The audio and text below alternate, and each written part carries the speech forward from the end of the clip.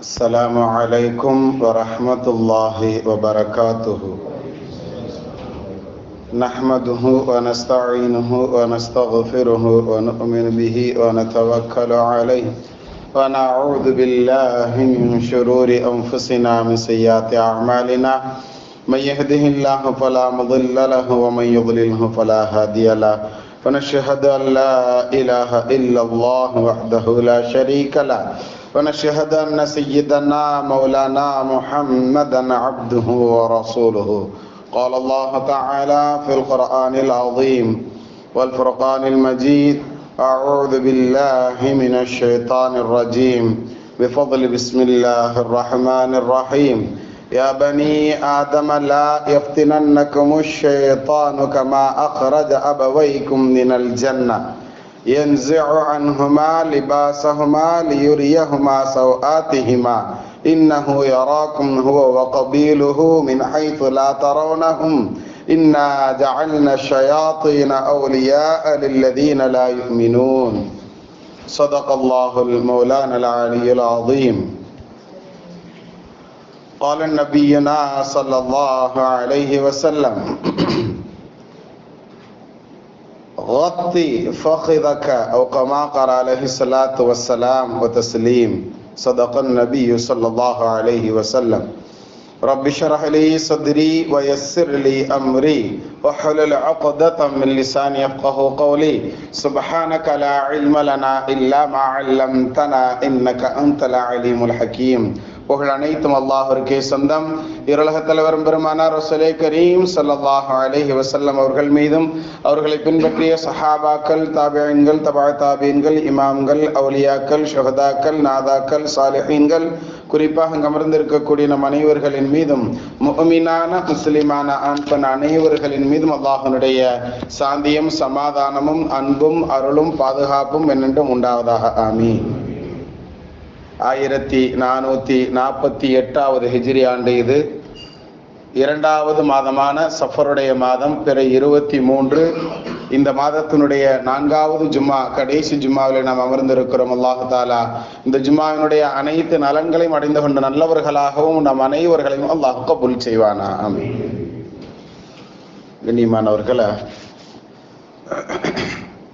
நாம் தலைப்பில் ஓதி காட்டிய வசனம், ஆரம்ப காலங்களில் குறிப்பாக சில சமூகத்தினர்கள் காபத்துல்லாவை தவாப் செய்கிறது, சுத்தி வர்றது அப்படிங்கக்கூடிய அந்த இபாதத், அந்த வணக்கத்திற்காக என்ன செய்வாங்கன்னா, நான் வாழும் காலத்தில் இந்த உடையில் ஏதாவது ஒரு பாவம் செய்திருப்பேன் அப்படிங்கிற எண்ணத்தில் என்ன செய்வாங்கன்னா, ஆடையே இல்லாம தவாப் செய்வாங்க. பாவம் செய்த ஆடையோடு நான் காபத்துல்லாவை தவாப் செய்ய மாட்டேன். அப்ப நான் தவாப் செய்யும் பொழுது என்னுடைய உடம்பில் பாவம் செய்யாத உடுப்பு இருக்கணுங்கிறதுனால, அதுக்கு அந்த மாதிரி உடுப்பு தேடணும் முடியாதுங்கிற சூழ்நிலையினால உடுப்பே இல்லாமல், ஆடையே இல்லாமல் தவாப் செய்யக்கூடியவர்கள் இருந்தார்கள். அல்லாஹ் தஆலா இந்த வசனத்தை இறக்கினான். எப்படி? ஆடை, சுப்ஹானல்லாஹ், அந்த ஆயத்தினுடைய ஆரம்பத்தை நாம கவனிச்சோம் அப்படின்னு சொன்னா, அல்லாஹ் தஆலா அவ்வளவு அழகான ஒரு வார்த்தையை சொல்கிறான். யா பனி ஆதம, பனு ஆதம்களே, ஆதமுடைய பிள்ளைகளே, சந்ததிகளே அப்படின்னு அல்லாஹ் அழைத்து சொல்கிறான். கத் அன்ஸல்னா அலைக்கும் லிபாசன், உங்களுக்கு நாம் ஆடைகளை இறக்கி கொடுத்தோம் அப்படின்னு அல்லாஹ் சொல்கிறான். நல்லா கவனிச்சு பார்த்தோம்னா, குர்ஆன் ஷரீஃபை இறக்கி கொடுத்தோம் அப்படின்னு சொல்ற இடத்துல அன்ஸல்னான்னு அல்லாஹ் சொல்லுவான். குர்ஆனை இறக்கி கொடுக்கிறதுக்கு அன்ஸல்னா, நாம் இறக்கி கொடுத்தோம், வஹியாக இறங்கி வந்த அந்த குர்ஆன் ஷரீஃபை நாம் இறக்கினோம் அப்படின்னு அல்லாஹ் சொல்றான். அந்த வார்த்தையை பயன்படுத்தி அல்லாஹ் சொல்கிறான், நாம் இந்த ஆடையை உங்களுக்கு குர்ஆனிற்கு ஈக்குவலான ஒரு வார்த்தையை சொல்லி அல்லாஹ் நமக்கு இந்த உடையை கண்ணியப்படுத்துகிறான். எப்படிப்பட்ட உடை தெரியுமா இது? குர்ஆன் ஷரீஃபை எப்படி நாம் இறக்கி கொடுத்தோமோ அதே கண்ணியத்தோடு தான் உங்களுக்கு இந்த ஆடையையும் நாம் கொடுத்திருக்கிறோம் அப்படிங்கிற செய்தி அல்லாஹ் சொல்கிறான். கண்ணியத்திற்குரியவர்களே, தமிழ்ல கூட அழகா சொல்லுவாங்க, ஆள் பாதி ஆடை பாதி. ஆடையை வைத்துத்தானே ஆட்களை நாம் எடை போடுகிறோம், உண்டா இல்லையா? ஒவ்வொரு நபர்கள் அணியக்கூடிய ஆடைகளினுடைய விலைகளை பொறுத்து சாதாரண டிஷர்ட் மாதிரி இருக்கு, விலையை கேட்டோம்னு சொன்னா அவனுக்கு லட்சக்கணக்கில் சொல்லிட்டு இருக்கிறாங்க. அவ்வளவு விலை உயர்ந்த உடைகள் எல்லாம் உடுப்புகள் எல்லாம் இருக்கிறது தானே. நம்ம என்ன ஒரு 350 ரூபாய்க்கு 1 மீட்டர் துணி எடுக்கிறதுக்குள்ளேயே நமக்கு என்ன நாக்கு தள்ளி போயிருது. அல்லாஹாலா நல்ல பாக்கியமான உடை உடுத்தக்கூடிய நன்னசீபுள்ள நபர்களில் அல்லாஹ் நம்மை வைத்திருக்கிறானேன்னு அல்லாஹுக்கு நாம சுக்குர் செய்யணும். கண்ணியத்திற்குரியவர்களை, அந்த சுக்குர் வரணுங்கிறது தான் குர்ஆன் ஷரீஃபை இறக்கினோம் அப்படின்னு சொல்ற அந்த இறக்குதல்ங்கிற அந்த வார்த்தையை அல்லாஹ் இங்கு பயன்படுத்துகிறான். நாம் ஆடையையும் குர்ஆனை போன்றுதான் உங்களுக்கு கொடுத்திருக்கிறோம். அப்ப குர்ஆனிற்கு என்ன கண்ணியம் உங்களிடத்துல இருக்கிறதோ அந்த கண்ணியம் ஆடையினுடைய விஷயத்திலும் உங்களுக்கு இருக்கணுங்கிறத அல்லாஹ் தெளிவாகவே இந்த வசனத்தினுடைய அந்த வாசக அமைப்பின் மூலம் நமக்கு தெளிவுபடுத்துகிறான். கண்ணியத்திற்குரியவர்களை, அந்த வசனத்தினுடைய தொடர்ச்சியில அல்லாஹ் சொல்லுவான், எதற்காக நாம ஆடையை இறக்கி இருக்கிறோம் தெரியுமா? உங்களுடைய மானத்தை மறைப்பதற்காக. அல்லாஹ் சொல்ற வாசகமே யுவாரி சௌஆத்திக்கும் வரீஷா, உங்களுடைய மானத்தை மறைப்பதற்காக வேண்டி, அழகுக்காக வேண்டி நாம இறக்கி இருக்கிறோம்னு அல்லாஹ் சொல்றான். ஆனா இன்னைக்கு நம்ம மானத்தை மறைக்கிறதுக்கு ஆடைகள் பயன்படுகிறதா அப்படிங்கிறத கொஞ்சம் கவனிச்சு பார்க்கணும். எவ்வளவு பெரிய அபாயா புர்கா போன்று எவ்வளவு லூசான புர்கா போட்டிருந்தாலும் உள்ள இருக்கக்கூடிய விஷயங்களை அப்படியே பட்டவர்த்தனமாக வெளியே தெரியும் அளவிற்கு உண்டான சூழல்கள்ல தான் இப்போ உண்டான புர்காக்கள் இருக்கிறதா அப்படிங்கிறத நாம கவனித்து பார்க்கணும். கண்ணியத்திற்குரியவர்களை, எப்படிலாம் இருக்கு, நல்ல பெருசா இருக்கிறதுலயே ஆள் கொஞ்சம் தூரம் போனாங்கன்னா பின்னாடி ஆடை வர்ற அளவிற்கு உண்டான லூசான ஆடைகள் போட்டு இருந்தாலும் எங்கனக்குள்ள டைட்டாக இருக்கணும் அங்க போற டைட்டா வச்சு தச்சு போட்டுக்கிறாங்க. ஆனால் அந்த ஆடை அவர்களுடைய அங்க அளவுகளை கூட தெளிவாக வெளியே சொல்ற அளவுக்கு அஜர்த்து சிரிப்பாக சொல்வார்கள். அந்த அம்மா அந்த அபாயாவை போட்டு போய் நின்னா கூட உங்களுக்கு இந்த சைஸ் தான் கரெக்டா இருக்குன்னு கடைக்காரனே சைஸ் எடுத்து கொடுக்கிற அளவிற்கு உண்டான அமைப்புகளில் தான் இன்றைய காலத்தினுடைய அபாயா புர்காக்கள் கூட அமைந்து விட்டது அப்படிங்கிறது ஒரு கேலிக்கூத்தான ஒரு விஷயம். கண்ணியத்திற்குரியவர்களை, ஆனா அல்லாஹ் சொல்றான், மானத்தை மறைக்கிறதுக்குன்னு அவுரத்தை மறைப்பதற்கு, நமக்கு உண்டான மறைவிடங்களை மறைப்பதற்கு அப்படின்னு அல்லாஹ் சொன்னதுக்கு அப்புறமும் மறைவிடங்களை தெளிவாக காட்டுவதற்காக வேண்டி என்றே ஆடைகளை நாம் ஆக்கி கொண்டோம்னு சொன்னா அல்லாஹ் எதற்காக வேண்டி ஆடையை கொடுத்திருக்கிறானோ அந்த அமைப்பு போயிருச்சா இல்லையாங்கிறத நாம் கவனத்தில் சிந்தித்து பார்க்கணும். கண்ணியத்திற்குரியவர்களை, நம்மளுடைய பிள்ளைகளுக்கு சிறு வயதிலிருந்தே நாம் சொல்லும் பொழுது, ஆண் பிள்ளையாக இருந்தாலும் சரி தைரியமாக சொல்லிக் கொடுங்கள். கரண்ட காலுக்கு கீழே டிரெஸ் வரக்கூடாது. அது எவன் சொன்னாலும் சரிதான். கண்ணியத்திற்குரியவர்களை, கரண்டை காலுக்கு கீழ் உண்டான ஆடை நரகத்திற்கு செல்லக்கூடியது நபி ஸல்லல்லாஹு அலைஹி வஸல்லம் சொல்லியிருக்காங்கன்னா வர்ற பிள்ளைய பூரா கரண்ட காலுக்கு கீழே தான் டிரெஸ் இருக்கு. நரகத்திற்கு கீழே நாம வாங்கி கொடுக்கக்கூடிய ஆடைகளும் அப்படி இருந்தால் அதற்கு காரணம் யாரு? அந்த பிள்ளை நரகத்துக்கு போறதுக்கு உண்டான காரணம் யார்? நம்ம பிள்ளை நம்ம கண்ணு முன்னாடி நரகத்துல தள்ளுவோமா சொல்லுங்க? ஆனால் நான் வாங்கி கொடுக்கக்கூடிய உடை உடுப்புகள் எல்லாம் எப்படி இருக்கிறது? அந்த ஆடையினுடைய டிசைனே அப்படித்தான் அப்படின்னு சொல்றான். கரண்ட காலுக்கு கீழே போட்டா தான் ஃபேஷன்ங்கிறான். நன்றாக சிந்தித்து பாருங்கள். ரேபான் போன்ற உயர்தரமான ஆடைகளினுடைய விளம்பரங்களை நீங்கள் பார்த்தீர்கள் என்றாலே தெரியும். அதுல அவன் போட்டு வரக்கூடிய ஷூவுக்கு மேலதான் அவனுடைய பேண்ட் இருக்கும். அவன் போட்டுட்டு வரக்கூடிய ஷூவுக்கு மேலதான், கரண்ட காலுக்கு மேலதான் அவன் பேண்ட் இருக்கும். நல்லா கவனித்து பாருங்கள். ஆனால் அப்படியெல்லாம் அவர்கள் விளம்பரம் காட்டி அதை நம்ம மக்கள் எடுத்துக்கிறானா கேட்டா கிடையாது. அதாவது எதை செய்யக்கூடாதோ, எது மார்க்கத்தில் தடை செய்யப்பட்டு இருக்கிறதோ அதை மட்டும்தான் ஷைத்தான் இப்லீஸ் என்ன செய்வான லேசாக கொண்டு வந்து சொல்லிடுவான். அது அல்லாஹ் இந்த வசனத்தினுடைய தொடர்ச்சியில ரொம்ப அழகாக சொல்லி தருவான். கண்ணியத்திற்குரியவர்களை, மானத்தை மறைப்பதற்காக வேண்டித்தான் நாம் என்ன செஞ்சிருக்கிறோம், இந்த ஆடையை நாம் இறக்கி இருக்கிறோம், குர்ஆனை போன்று இறக்கி இருக்கிறோம் அப்படின்னு அல்லாஹ் சொல்கிறான். கண்ணியத்திற்குரியவர்களை, இருந்தாலும் நீங்க ஆடை இல்லாம காபத்துல்லா தவாப் செய்யறதுங்கிறது இருக்குது, இது அநியாயம். ஆடையோடு தவாப் செய்யுங்கள். ذَلِكَ خَيْرٌ, அந்த ஆடை அப்படிங்கிறது தான் உங்களுக்கு சிறந்தது. ذَلِكَ مِنْ آيَاتِ اللَّهِ لَعَلَّهُمْ يَذَّكَّرُونَ. உங்களுக்கு உண்மையிலேயே ஞானம் படிப்பறிவு ஏதாவது இருக்குது அப்படின்னு சொன்னா நீங்க என்ன செய்வீங்க? கட்டாயம் இந்த ஆடைகளோடு தான் நீங்கள் வருவீர்கள் அப்படிங்கிற செய்தியை சொல்லி அந்த முதல் வசனத்தை முடிச்சுட்டு அடுத்து 2வது வசனத்துல அல்லாஹ் ஆரம்பிப்பான் இப்படி, லா யஃப்தினன்னக்கும் ஷைத்தானு கமா அஹ்ரஜ அபவைக்கும் மினல் ஜன்னா, சொர்க்கத்திலிருந்து உங்களுடைய பெற்றோர்களை அவன் விரட்டினானே. சொர்க்கத்தில இருந்து உங்களுடைய பெற்றோர்களை, யார், ஆதிபிதா ஆதம் அலைஹிஸ்ஸலாம் அவர்களையும் ஹவ்வா அம்மா அவங்களையும், இந்த 2 பேரையும் சொர்க்கத்தில இருந்து யார் விரட்டினது? இப்லீஸ் தான் விரட்டுறதுக்குண்டான காரணமாக அமைந்தான். அதை அல்லாஹ் ரொம்ப தெளிவாக சொல்லி தருகிறான். லா யஃப்தினன்னகுமு ஷைத்தானு, உங்களை ஷைத்தான் குழப்பத்தில் ஆக்கிவிட வேண்டாம். எது மாதிரி குழப்பம் தெரியுமா? கமா அஹ்ரஜ அபவைக்கும் மினல் ஜன்னா, சொர்க்கத்திலிருந்து உங்களுடைய பெற்றோரை வெளியாக்கினானே அது போன்ற ஒரு குழப்பத்தில் உங்களை இப்லீஸ் ஆக்கிவிட வேண்டாம். அல்லாஹ் அந்த வசனத்துல அடுத்து சொல்லுவான், யன்ஸிஉ அன்ஹுமா, அவர்கள் இருவர்களையும் அவன் என்ன செஞ்சான்? லிபாஸஹுமா, அவர்கள் இருவருடைய ஆடையையும் அவர்களை விட்டு கலட்டினான். இப்லீஸ் கலட்டினா அப்படிங்கிற வார்த்தை அங்கு இடம்பெறுகிறது. அவங்க ஆடை அணிந்திருந்தார்கள் சொர்க்கத்துல, உள்ள உண்டான மறைவிடங்கள் எல்லாம் மறைக்கப்பட்ட நிலையில் இருந்தது. எப்பொழுது தடுக்கப்பட்ட ஒரு பாவத்தை செஞ்சாங்களோ, செஞ்ச உடனே அவர்களுடைய ஆடைகள் தான் முதலில் அவர்களை விட்டு சென்றது அப்படிங்கறத குர்ஆன் ஷரீஃப் சொல்லும். அதை இந்த வசனத்திலையும் அல்லாஹ் சொல்லுகிறான். அந்த பாவத்தை இப்லீஸ் செய்ய வச்சதுனாலதான் அவர்களுடைய உடை முதலில் கலன்றது. அப்ப சொர்க்கத்துல இருப்பதற்குண்டான தகுதி இல்லாத செயல் அப்படின்னா ஆடை இல்லாமல் இருப்பதுதான் சொர்க்கத்துல என்ன ஒரு அதாவது கூடாத செயல் அப்படின்னு சொல்லலாம். அதனாலதான் அல்லாஹ் என்ன செஞ்சா சொர்க்கத்தை விட்டு வெளியே அனுப்பினான். சொர்க்கத்தினுடைய ஆடை இல்லை அப்படின்னு சொன்னா இங்க இருக்கிறதுக்கு லாய்க்கு கிடையாது, வெளியே கிளம்புங்க. அதைத்தான் அல்லாஹ் சொல்கிறான், யன்ஸிஉ அன்ஹுமா லிபாஸஹுமா லியுரியஹுமா சௌஆத்திஹிமா. சுப்ஹானல்லாஹ். அடுத்து ஒரு செய்தி அல்லாஹ் சொல்லுவான். அப்ப சொர்க்கத்துல இருந்து அவர்களுடைய ஆடைகளை கலட்டுதல் அப்படிங்கிறது அது இப்லீஸுக்கு ரொம்ப லேசான விஷயமாக போயிருச்சு. ஆனால் இந்த துனியால ஆடை இல்லாமல், ஆடை அணிந்தும் ஆடை இல்லாத சூழல்களில் நாம் எப்படியெல்லாம் தெரிந்து கொண்டு இருக்கிறோம். பெண்களை மட்டும் சொல்றேன்னு நினைச்சுக்கிறாங்க, ஆம்பளை பிள்ளைங்களும் ரொம்ப மோசம்.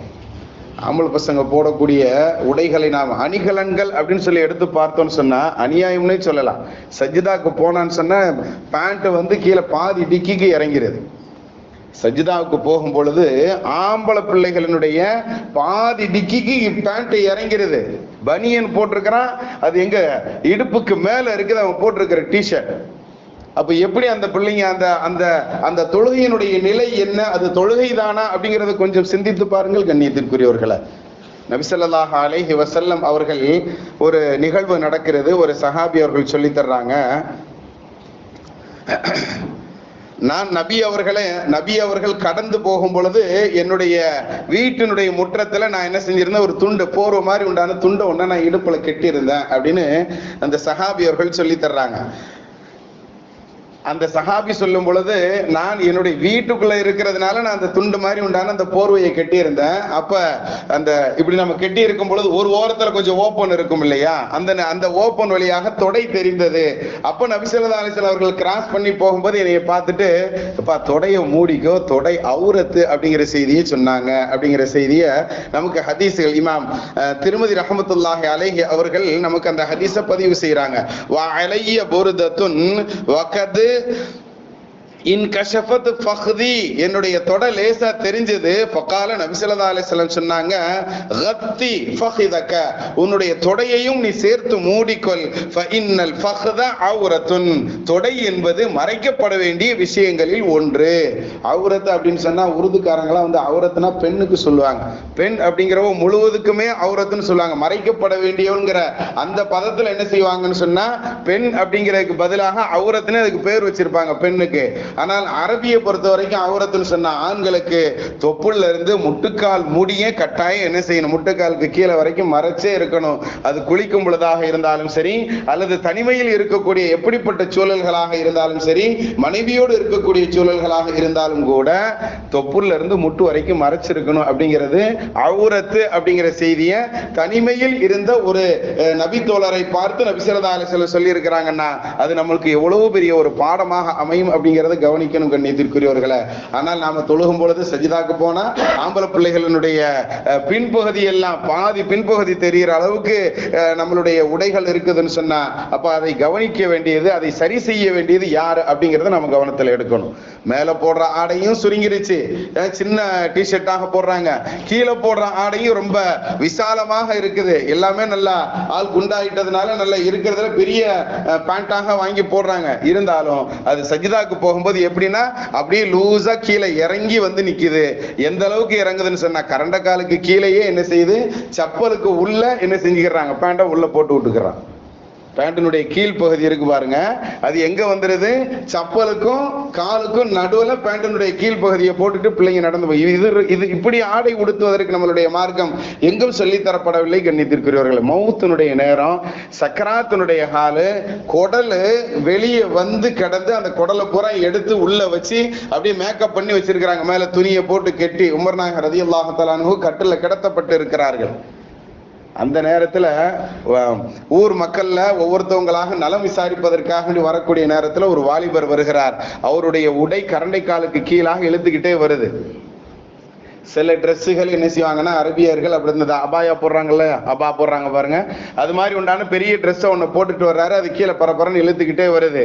அப்ப உமர் நாயகம் ரலியல்லாஹு தஆலா அந்த சக்கராத்தினுடைய ஹாலில் கூட, அந்த நிலையில கூட என்ன சொல்றாங்க, அந்த தோழரை பார்த்து, உன்னுடைய ஆடையை கொஞ்சம் மேல தூக்கி கட்டிக்கப்பா, உன்னுடைய ஆடையை கரண்டைக்கு மேலாக தூக்கி கட்டிக்கொள், அது நரகத்திற்கு உண்டானது, கரண்டைக்கு கீழ் உண்டான ஆடை நரகத்திற்கு உண்டானது அப்படிங்கிறத கண்டிச்சுட்டு நீ மேல கட்டிக்கிட்டனா அது உனக்கு தக்வாவிற்கு இடம் தரும், உனக்கு இறை பயத்தை உண்டு பண்ணுவதற்குண்டான ஒரு காரணியாக அப்படி நீ உடை உடுத்துவது அமையும்ங்கிறத நமக்கு அந்த சக்கராத்தினுடைய ஹால்ல உமர் நாயகம் ரலியல்லாஹு தஆலா அவர்கள் சொல்லி தர்றாங்கன்னா, நம்மளுடைய மார்க்கம் எந்த அளவிற்கு தெளிவாக வழிகாட்டுகிறது அப்படிங்கிறத நாம கவனிக்கணும். கண்ணியத்திற்குரியவர்களை, இது இனி நாம வாங்கக்கூடிய ஆடைகள்ல இன்ஷா அல்லாஹ் வாலிபர்கள் கட்டாயம் கவனிக்கலாமா?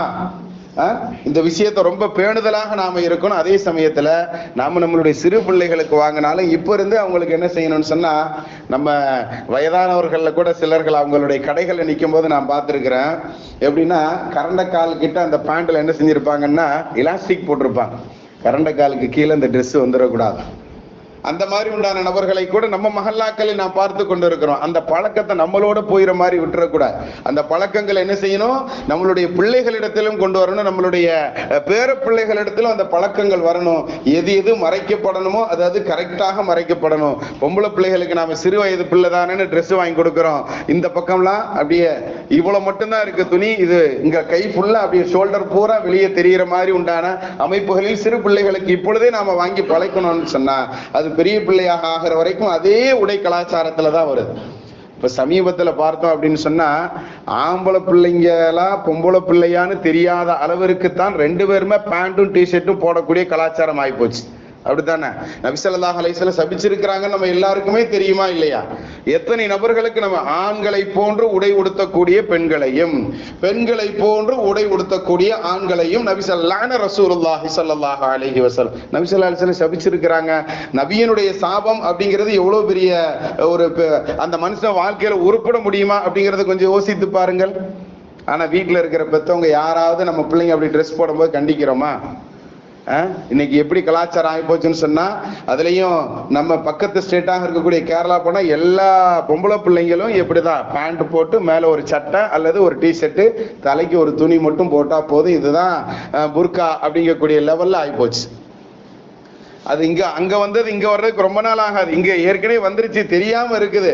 சில பிள்ளைங்க நம்ம பிள்ளைங்க தானே தெரியாத அளவிற்கு உண்டான சூழல்கள் எல்லாம் என்ன செஞ்சுக்கிட்டு இருக்கிறாங்க, இப்ப வெளியே போய்கிட்டு இருக்கிறாங்க. கேட்டா இதுதான் எங்களுக்கு சேஃப்டியா இருக்கு, சுதந்திரமாக இருக்கு. சுதந்திரம் அப்படிங்கறத நன்றாக கவனித்துக் கொள்ளணும். அல்லாஹ் இந்த வசனத்துல ரொம்ப தெளிவாக சொல்லி தருகிறான். ஆடை குறைப்பு அப்படிங்கிறது சொர்க்கத்திற்கு தகுதி இல்லாத விஷயம், அது நரகத்திற்கு கொண்டு போகக்கூடியது, இன்னொன்னு தண்டனையான ஒரு விஷயம் அப்படிங்கிறதையும் நமக்கு அந்த ஆயத்து சொல்லுதா இல்லையா? அப்படிங்கும் பொழுது ஆடைகளை குறைப்பு செய்வதுங்கிறது எந்த விதத்தில் அது டீசென்டான ஒரு காரியமாக, அது எப்படி சுதந்திரமான ஒரு விஷயமாக ஆகுங்கிறத நாம் கவனத்தில் எடுத்து பார்க்கணும். கண்ணியத்திற்குரியவர்களை, அல்லாஹ் தஆலா உண்மையை விளங்கி அமல் செய்யக்கூடிய நற்பாகியவான்களை நம்ம கபூல் செய்வானாக. ஆமீன். அடுத்து அல்லாஹ் அந்த வசனத்துல தொடர்ச்சியில சொல்லுவான், ஷைத்தானுடைய வேலையா ஆடையை குறைக்கிறது தான். எப்படி ஆதம் அலைஹிஸ்ஸலாமுக்கும் ஹவ்வா அம்மாவுக்கும் ஆடையை குறைச்சானோ, ஆடை இல்லாமல் ஆக்கினானோ, அது போன்றுதான் உங்களையும் அவன் இந்த துனியாலையும் விடமாட்டாங்கிறத அல்லாஹ் அடுத்து சொல்லுகிறான். எப்படி சொல்றான்னு சொன்னா, இன்னஹு நிச்சயமாக அந்த ஷைத்தான் யராக்கும் உங்களை அவன் பார்த்து கொண்டே இருக்கிறான்.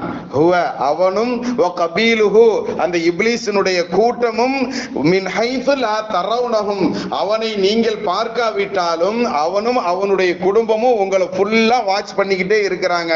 எப்படா வாய்ப்பு கிடைக்கும் உங்கள் ட்ரெஸ் அவுக்கணும்னு சொல்லி அப்படிங்கிற செய்தி அல்லாஹ் சொல்லி தருகிறான். கண்ணியத்திற்குரியவர்களே, மின் ஹைது லா தரவுனஹும் நீங்கள் அவர்களை அந்த இப்லீஸையும் அந்த இப்லீஸினுடைய குடும்பத்தையும் உங்களால பார்க்க முடியாட்டிலும் அவன் உங்களை பார்த்துக்கிட்டே இருக்கிறான். அவன் மட்டுமல்ல, அவனும் கபீலுஹு அவனுடைய கூட்டத்தினர்களும் பார்த்து கொண்டே இருக்கிறார்கள். எதற்காக வேண்டி? லியுரியஹுமா அதான் எப்படி உங்களுடைய பெற்றோர்களுடைய ஆடைகளை நீக்கினார்களோ அது போன்று உங்களுடைய ஆடையும் நீக்குவதற்காக வேண்டி அவங்க காத்துக்கிட்டே இருக்கிறான் அப்படிங்கிற செய்தியை நமக்கு அல்லாஹ் வார்னிங்காக சொல்லி தருகிறான். அப்படின்னு சொன்னா நாம் இந்த விஷயத்துல ஆடை குறைப்பு தான் எங்களுக்கு டீசன்ட் அப்படின்னு சொன்னோம்னா எவ்வளவு ஷைத்தான் உள்ள இறங்கி வேலை பார்த்திருக்கான் அப்படிங்கறத நம்மளால விளங்க முடியுதா இல்லையா? அல்லாஹ் தஆலா நல்ல பொது சிந்தனையோடு நல்ல தெளிவான சிந்தனையோடு சிந்திக்கக்கூடியனர் பாக்கியவான்கள் அல்லாஹ் நம்மை கபூல் செய்வானா. இன்னா ஜஅல்னா ஷயாத்தீன நாம் இந்த ஷைத்தான்களை எல்லாம் அவுலியா லில்லதீன லா யுமினூன் ஈமான் கொள்ளாதவர்களுக்கு தான் மிக நெருக்கமானவர்களாக ஆக்கி இருக்கிறோம் அப்படின்னு சொல்றான்னா, அப்ப நம்ம வீட்டுக்குள்ளேயே நாம் அது போன்ற உடை குறைக்கக்கூடிய பழக்கங்கள் நம்ம பிள்ளைகளுக்கு மத்தியில் வராமல் பார்த்து கொள்வது ரொம்ப இம்பார்ட்டன்ட் முக்கியமான விஷயம் அப்படிங்கிறத நாம் விளங்கிக் கொள்ளணும். கண்ணியத்திற்குரியவர்களே, அல்லாஹ் தஆலா நம்மளுடைய பிள்ளைகளை சொர்க்கத்திற்கு தகுதியான பிள்ளைகளாக, அதிலும் நம்மளுடைய பிள்ளைகளின் பொருட்டால் நாம் சொர்க்கம் செல்லக்கூடிய அளவிற்கு உண்டான முத்தான பிள்ளைகளாக அல்லாஹ் தஆலா நம்மளுடைய சந்ததிகளையும் நம்மளுடைய பிள்ளைகளையும் ஆக்கி அருள் புரிவானாக. விஹத்தி சய்யிதின்னா வ ஆலி சய்யிதின்னா முஹம்மதின் ஸல்லல்லாஹு அலைஹி வஸல்லம்.